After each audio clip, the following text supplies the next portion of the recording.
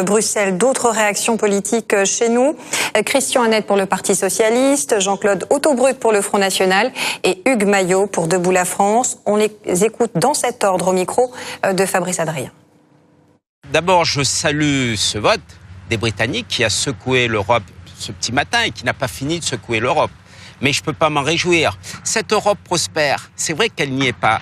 Mais aujourd'hui, tout le monde est bien conscient que les leviers de la croissance, ce n'est plus l'Europe, c'est plus la révolution industrielle. Les relais de la croissance, c'est encore un peu les États-Unis, c'est la Chine, c'est demain l'Inde, c'est demain l'Afrique, mais ce n'est plus l'Europe. Donc l'Europe aussi n'a plus cette position centrale.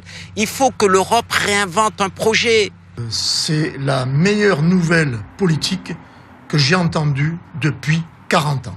Ne croyez pas que l'Angleterre va s'affaisser, bien au contraire. Et c'est de ça dont avait peur François Hollande quand il a dit ce sera une catastrophe. La catastrophe, c'est pour lui et pour le Parti socialiste. C'est très simple. Parce que aujourd'hui, l'Angleterre va faire la démonstration qu'ils vont s'en sortir beaucoup mieux que quand ils finançaient des gens où on ne sait pas cet argent passer d'ailleurs. Une grande victoire de la démocratie. Le peuple britannique s'est exprimé massivement à plus de 70%.